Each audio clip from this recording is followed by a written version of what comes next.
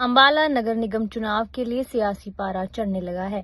आज भाजपा की मेयर प्रत्याशी अक्षता सैनी ने लाव लश्कर के साथ अपना नामांकन पत्र दाखिल किया।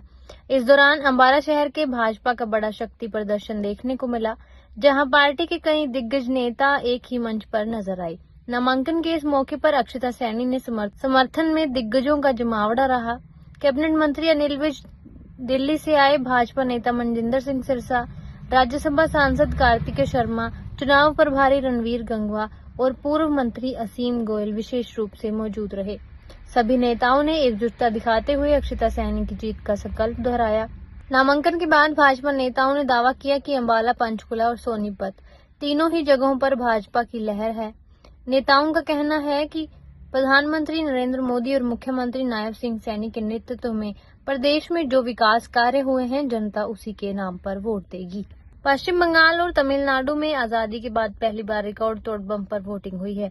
इसको लेकर हरियाणा के कैबिनेट मंत्री अनिल विज ने कहा कि यह मोदी जी का करिश्मा है, उनकी दूरदृष्टि है, उनके इंतजाम है कि जिस प्रदेश में चुनाव वाले दिन सैकड़ों की तादाद में हत्याएं होती थी, 1947 के बाद बिना किसी हत्या के हालांकि कोई छोटी मोटी घटनाएं हुई हैं, लेकिन किसी की हत्या नहीं हुई और चुनाव संपन्न हुआ है।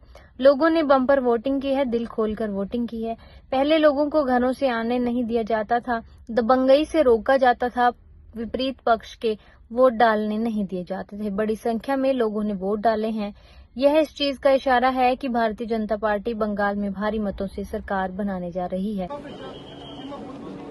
मेयर प्रत्याशी अक्षता सैनी जी का नामांकन भरवाया गया है और इस आशीष के साथ भरवाया गया है कि वो भारी मतों से यहाँ से चुनाव जीतेंगे। सारे देश में प्रधानमंत्री नरेंद्र मोदी जी के विकास की लहर चल रही है, देश में भी चल रही है, प्रदेश में भी चल रही है और वो लहर का हिस्सा अंबाला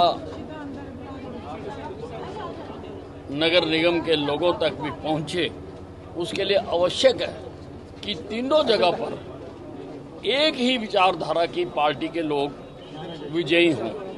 उससे ज़्यादा बेहतर तरीके से, अच्छे तरीके से लोगों तक केंद्र की, प्रदेश की सेवाएं पहुंचेंगी। नहीं तो आप जानते हैं कई बार तो नलके में पानी भी नहीं आता।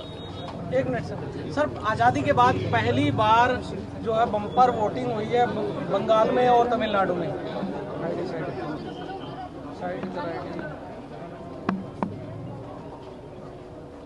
ये मोदी जी का करिश्मा है, उनकी दूरदृष्टि है, उनके इंतजाम हैं कि जिस प्रदेश में सैकड़ों की संख्या में चुनाव वाले दिन हत्याएं होती थी, 1947 के बाद बिना किसी हत्या के छोटी मोटी घटनाएं हुई हैं, लेकिन कोई हत्या नहीं हुई है और लोगों ने बम्पर वोटिंग की है, दिल खोलकर वोटिंग की है। पहले लोगों को घरों से आने नहीं दिया जाता था, दबंगई से रोका जाता था और उनको जो विपरीत पक्ष के वोट होते थे उनको डालने नहीं दिया जाता था और इस बार बड़ी संख्या में लोग वोट डालने आए हैं। ये इस चीज़ का इशारा है कि भारतीय जनता पार्टी बंगाल में भारी मतों से सरकार बनाने जा रही है। ममता बनर्जी ने कहा है कि अब बंगाल के बाद वो दिल्ली पर कब्जा करेगी। ममता बनर्जी तो अब कहीं काफ़ी थक गई हैं, वो किसी छाए वाली जगह पे छतरी लगा के बैठेंगे।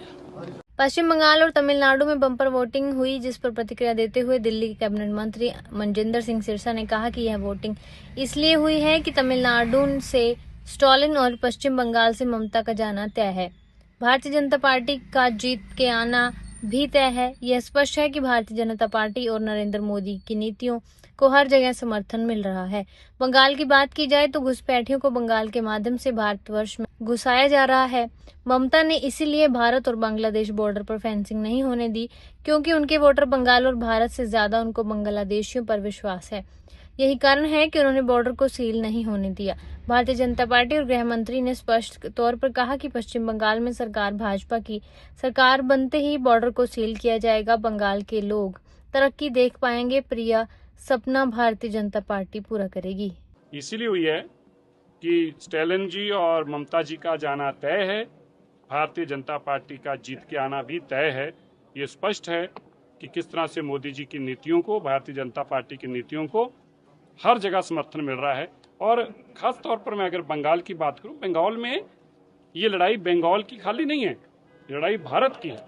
भारतवर्ष के अंदर आज घुसपैठियों को बंगाल के माध्यम से देश के अंदर घुसाया जा रहा है, बॉर्डर को पोरस किया गया है। ममता जी ने उसकी इसलिए वहां पर फेंसिंग नहीं होने दी क्योंकि उनके वोटर भारत से ज्यादा उनको, बंगाल से ज्यादा उनको बांग्लादेश पे विश्वास है। ममता जी को यही कारण है कि बॉर्डर को आज तक सील नहीं होने दिया। भारतीय जनता पार्टी और माननीय गृह मंत्री जी ने बड़ा स्पष्ट तौर पर कहा है, आते ही सबसे पहले बॉर्डर को सील किया जाएगा, भारत को सेव किया जाएगा और बंगाल के लोग तरक्की देख पाएंगे। ये सपना बंगाल देखना चाहता है और भारतीय जनता पार्टी के नेतृत्व में ही संभव है।